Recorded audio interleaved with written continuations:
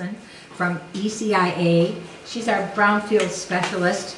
Believe me, at Clinton Engines, we've been working with Dawn for a very long time. She's helped us out so much, and so she's going to take it from here. Dawn Danielson.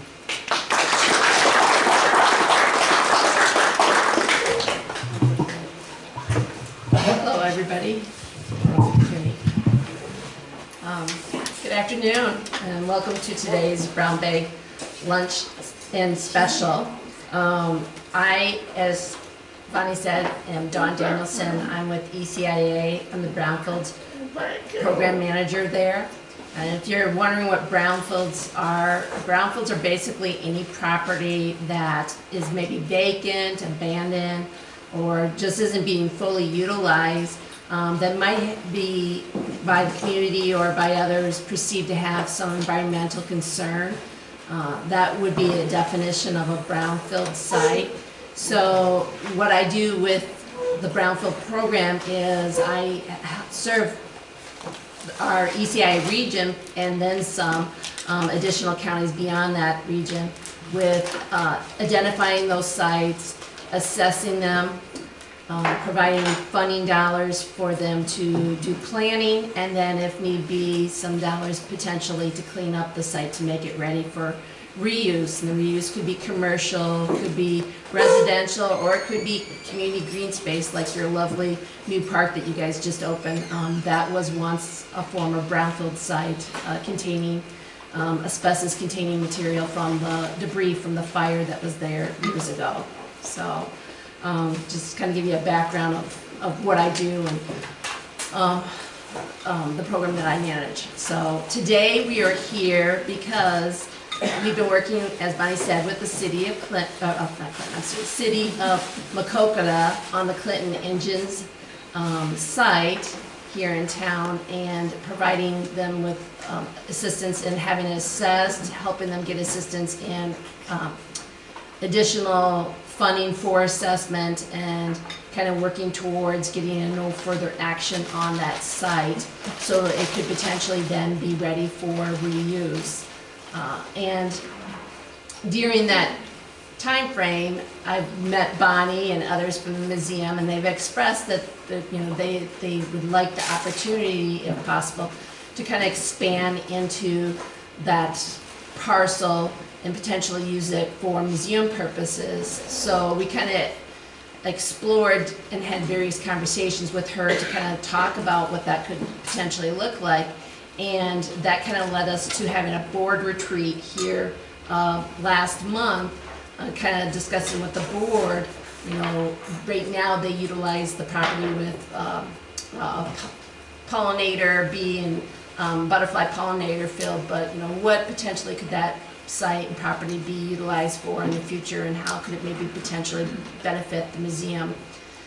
With that conversation, the board had some ideas of potentially ways that they could maybe consolidate their current assets and locations and expand on that site, and then provide a true experience for people in the community and visitors coming to Maquoketa.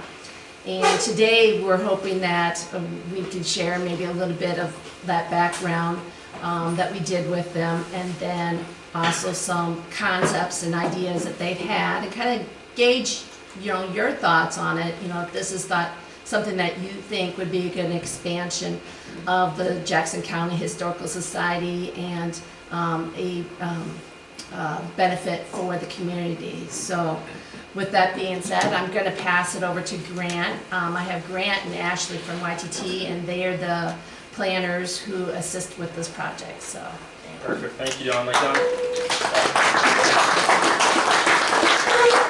Dawn said, I'm Grant Sokup, and this is Ashley. We're with YTT, and we were brought in to assist along this process with Dawn and the board at Jackson County Historical Society to help bring some of these ideas to life of what could be used for reuse after no further action. So basically, kind of what we want to do today is get those ideas that we've kind of come up with help with the board and with Dawn in front of you, and then get your feedback to see what your thoughts are and what we've come up with. People can't. Some people can't. Do you want me to grab the mic? I can get louder. You just be loud.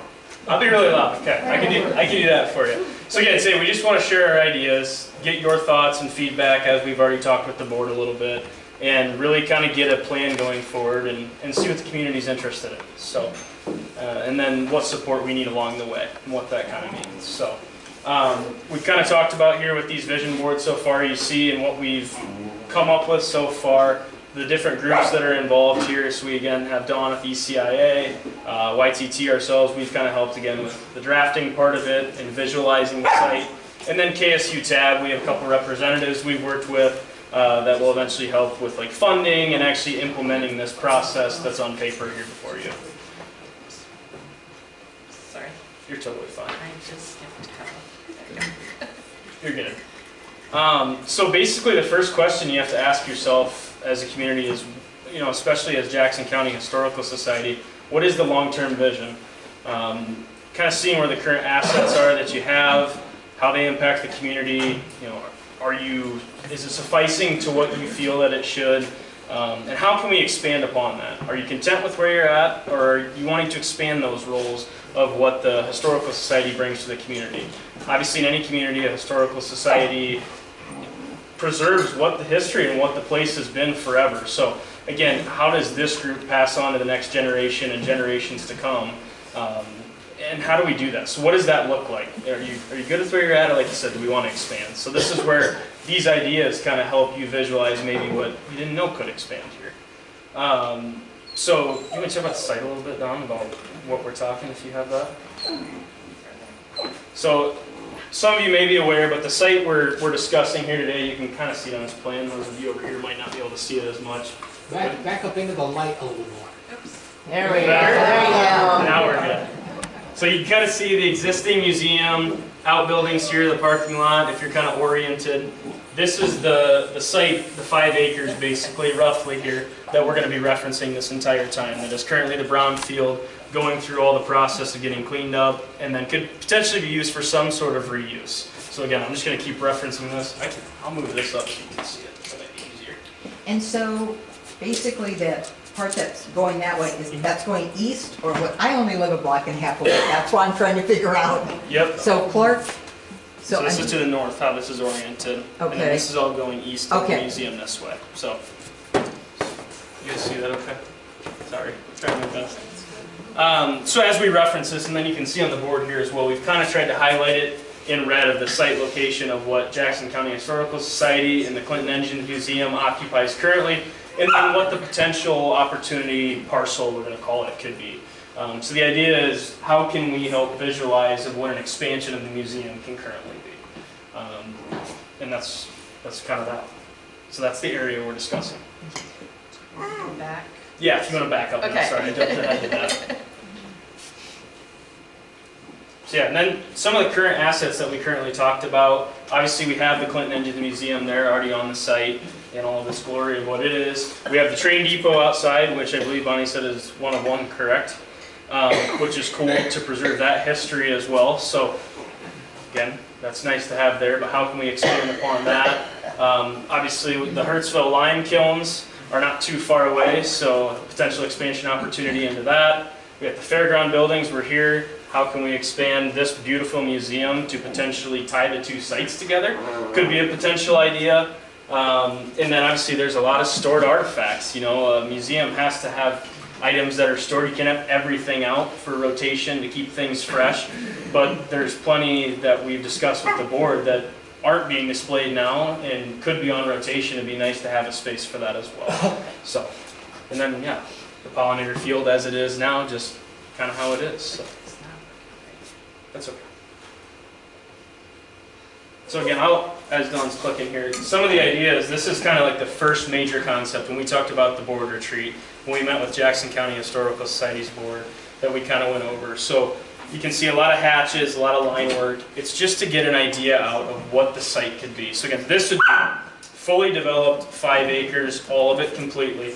And some of the ideas and feedback that we got were, you know, how could we take what already is a community gathering space, an educational space, and expand that into this site? The biggest theme that we found was what we loved about Makokata, especially like YTT when we first came here. we noticed the trail systems that are throughout the city and the new park and how the community is becoming younger, and there's a lot of people that are out using that trail every time we've driven through the town. So the first thoughts that came into mind were the potential for a trail system, something that could connect to the existing trails that go through town and tie back into the idea of a real green space that the community could use. And then you started talking about educational ideas and how can you bring, you know, more of an unorthodox approach of an indoor museum to the outside. And then again, the educational pieces started flowing, and we started coming up with ideas as crazy as an outdoor classroom where school classes could come visit and see the history of the museum, and it just kind of developed from there and into kind of what you see today. And again, that's a full developed site. We also talked about the opportunity to expand the building as well. Do we want to put another building on it?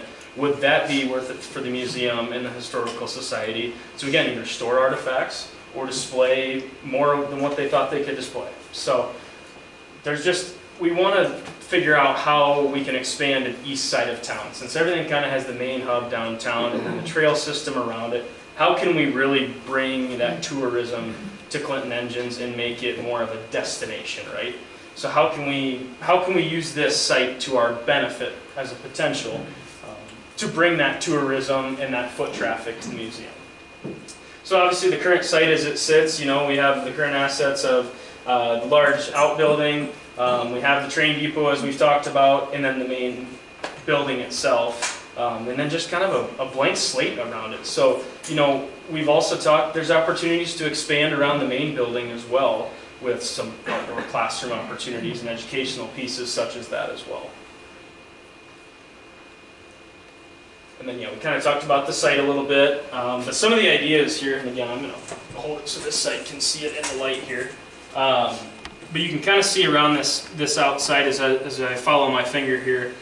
We've talked about the idea of trails, and again, there's all kinds of opportunities to connect down to like where East Summit Street with the main trail along there, connect into sidewalk systems into downtown, and then how can we make it cohesive with the existing buildings that we have now? We've talked about the opportunities you can see on this board, maybe, some of you over there, hopefully. Maybe not something that drastic, but like an outdoor playground area, or again, the outdoor classroom idea. Bringing the museum and the educational aspects outside is really the driving force of what that site could be used for. So you'll see there's plenty of things that we have kept that have been current ideas, with the site being kind of reformed as is, with the pollinators. I think we still need to make sure that that's really important as you go forward, if there is development of this site further, that we're doing what's right as land stewards as well. We don't want to just completely commercialize a site if we're gonna acquire it. So making sure we're keeping those ideas of, you know, pollinator gardens, butterfly, nature friendly, and again, that ties back into what we're doing with the site now currently. So we're not completely abandoning that as well. So yeah, there's kind of our main purpose right there at the top. How can we take a brownfield into a community green space potentially, as you see here, but again, the number one focus is how can it help the historical society, the community, and more importantly, the museum expand on what it's already using.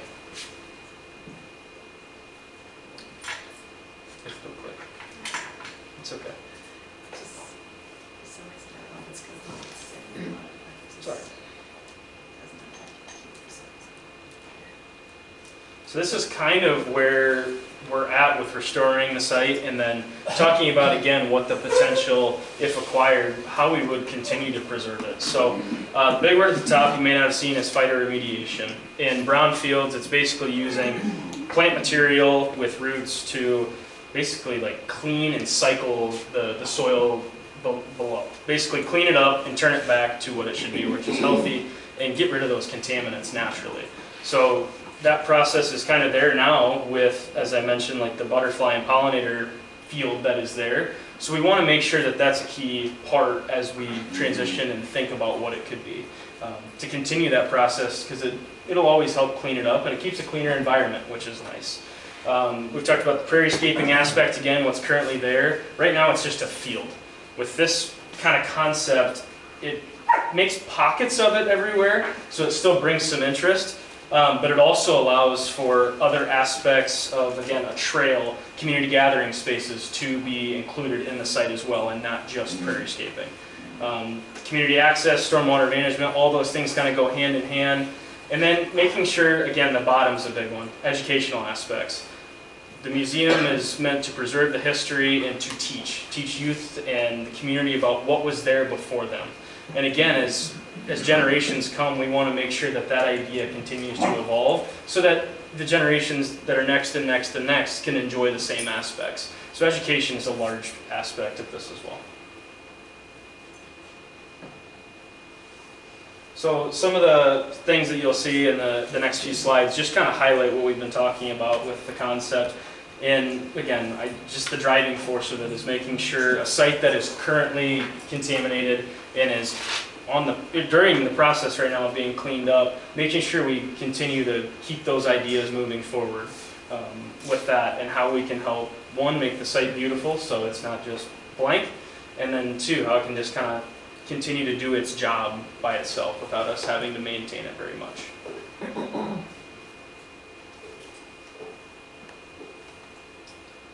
I don't know what's next. That's fine.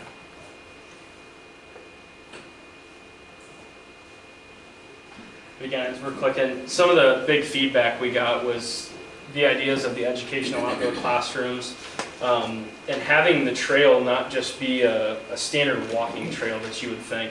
We had a lot of good ideas from the board about how can we create like different pockets along the trail of, educational kiosks where it says, the actual factory of Clinton Engines was here. You are now here on the trail. One day this is where this aspect of the factory was. So including things like that where you're just live in the moment is cool to look back as a then and now. And you could include things like pictures from then and pictures from now. It'd be kind of cool to recreate. And then just talking about the different aspects of, I've been explaining the fighter remediation. You could talk about that with the prairiescaping. You could have some kiosks about, oh, this is exactly what it's doing. Nature's working for us here. So anytime you can be out in nature, especially in a world that is filled with technology, getting youth and members of the community to understand what is happening in the space that they're at, when you're immersed in that educational aspect and you don't even realize it, is the best time to learn. So how can we kind of bring that idea forward? Dawn, do you want to talk a little bit about this part with the fun facts and the Yeah. something? So the vision that we had heard from Jackson County Historical Society is that it's the whole county that they want to preserve and make sure they're sharing that history with individuals who may come here, visitors that may come from out of town, or even the community at large. So along the trail, or if there's Ron said that you could have some tracks that you could potentially do like a train ride, that along that route on the parcel, incorporating fun facts for people, like how far it is if you're bicycling from that site to, say, the Hurtsville Kilns or the Hurtsville Center, or to the trail on Summit, walking miles, how many miles would be, facts about the train history that you can put along the ride as well. Just anything to kind of connect people and kind of give them the experience of what's been there in the past. Talking about the depot or the Orphanage train history, as they're riding the train or going along the bike route or trail on the loop. Basically having that information, kind of to engage young families, kids, visitors, and share quick information with them that they can learn about Maquoketa and Jackson County at large. Perfect, thank you. Again, along with all of this, kind of the bigger picture as well is it seems that the city of Maquoketa especially continues to evolve. Again, the downtown area is just beautiful, and like the new park that you guys have, it's awesome, and it's just cool to see in kind of a rural town here in Iowa And you think about small and young families that are, looking for a place to move, what brings them here? These kind of things that we're kind of proposing are things that draw people in, the next generation. And again, what's cool is you have the museum and you have so much history here.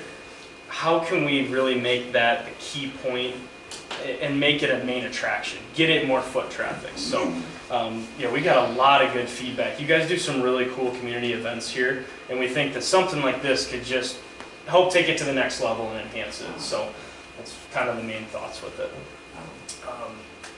On the site, on the board there that you see, stormwater management is going to be a big thing again as well, to make sure the sites, once we get the no further action potentially, we still want to make sure again we're being stewards of the land. So we'll make sure that we keep all stormwater on site, and it'll be cohesive with the design, but it doesn't have to just be a pump. It can be dry creeks, it can be bioswales, things like that that bring some interest and some education as well.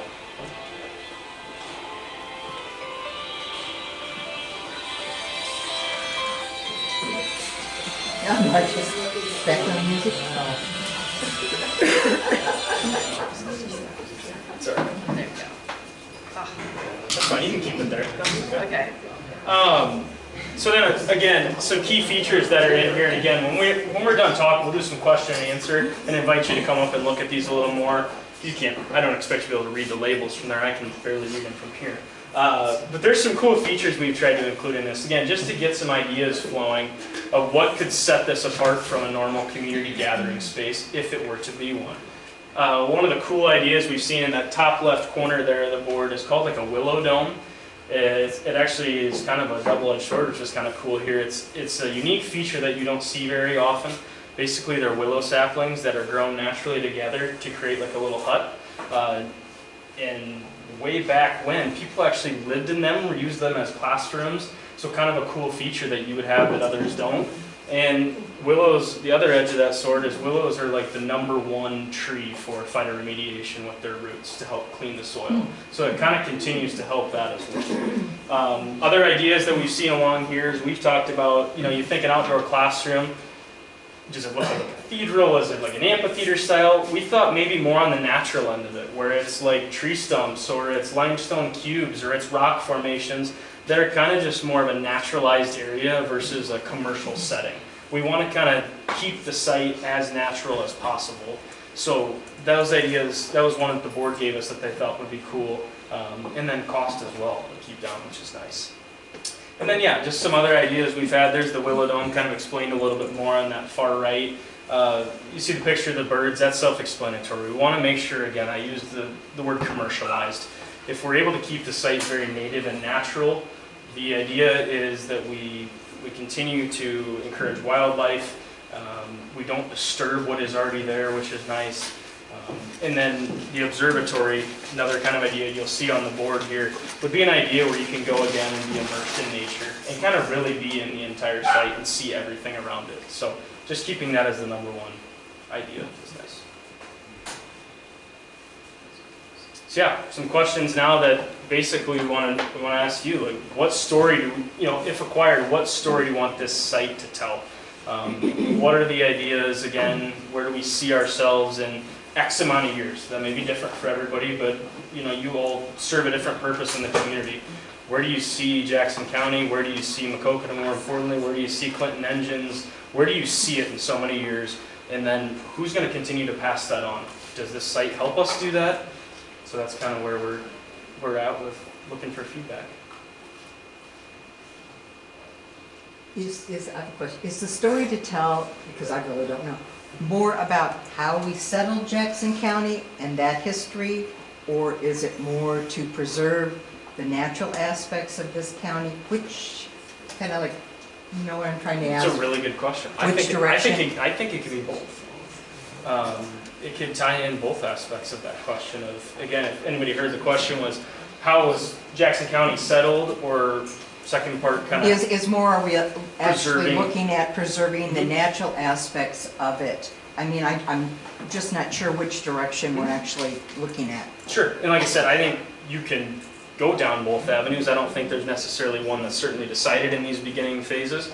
But they're really both great points, because like I said, I think you could also tie into both of them a little bit. Talk about the history that's there, and then what you have done as a community to preserve up until now, and what you want to continue to pass on to next generations as well. And I don't think younger people realize the hardships that the Absolutely. pioneers had and actually how they lived. And if we had to live like that today, half of us would die.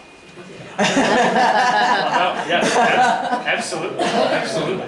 And I think that was the hope with the plan, is taking the board members from the Jackson County Historical Society, their plan or vision of expanding, kind of consolidating their assets, having them in visible so more people could see, and how do you attract more people to them. And if they were to acquire from the city the 6 acres, how could potentially those 6 acres help them to share that story with families, youth, future generations, so they do have that history.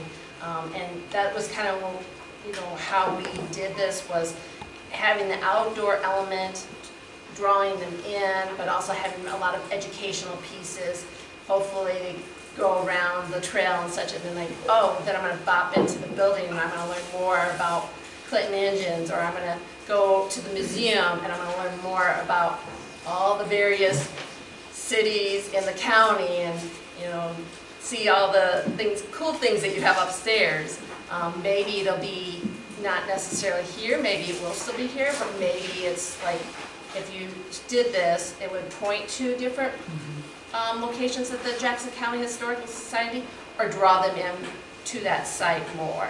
So I guess I was just asking because I was thinking, I lived in Abilene, Texas, and outside of that, they had I guess you'd call it a museum or an area, and they had actually preserved like old schoolhouses and different things, and so you could go and explore, and kids, and I'm looking at stuff in there going, I remember that, but I guess that's what I was trying to think. And that's cool, because like you have like the classrooms sitting up there. Like it'd be great if it was in a space that people could get a little bit more like, oh, this is cool, a little bit closer to it, separate things out and have more that storytelling as they go through and see items. So. Will this space continue to be used as a museum? What is the longevity of this location? Do you know? And That's a great that's question. totally like up to the board, what they decide going forward, how they would do things. Right now, it is a great space for them to showcase a lot of the museum pieces. Bonnie can probably interject more on that as far as what their thoughts are, vision is long term. So this is not owned by this? Correct. So this would give, if you had this additional space at the museum, you'd have the opportunity for expanding and consolidating some of the things maybe you have off-site from where the current museum is over there. I would think there'd be an advantage to having both museums side by side or connected somehow. Bonnie, would you like to? I'd just like to add, I think a lot of people don't know, this building, the Pearson Memorial Building, was actually built for the Jackson County Historical Society back in I think in 1967. It was because Allison Pearson, who donated all the money for this whole building and everything, he loved history, and he thought that the Historical Society needed a home. We did not have one back then. He also thought that the people of Jackson County needed a place where they could have a sit-down dinner and a program for 1,000 people. Thus, we have Jensen Hall next door that most people call Pearson Hall. But this building was built for us in the beginning, and it's kind of changed as time has gone along. But the Historical Society, I think, feels that they belong here. We belong with the fair, and we belong with the 4-H, and we belong with all of that sort of thing. So I think it would be our preference to always be able to stay here. But things change, and we don't know if that's possible. So, we kind of need an insurance plan along the way. And right now, as I had indicated earlier, The city is working towards getting no further action on the site. It's not currently, that I know of, and Josh would be able to confirm this, I don't think it's currently for sale, but the goal is, right now, the city owns it, but potentially if they were to put it up for sale, this hopefully going through these steps and this action with the museum puts them in a position with your feedback to basically say, hey, we're interested in it, this is what we're interested in doing with it, and here's the support we have from the community. So kind of getting your feedback really helps them to kind of come up with that concept and that pitch to the city of what they could potentially do with this property.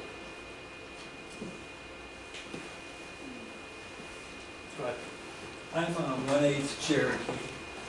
My dad was 1/4. And when I was a kid growing up here, I always thought this was town of Indian chief Makokita. And anyway, I think we need to have maybe Indian teepees in this area, Conestoga wagons. And there's one resort called Capitol Reef Resort in Idaho, I think it is. All they have is Indian teepees to sleep in, Conestoga wagons with air conditioning to sleep in.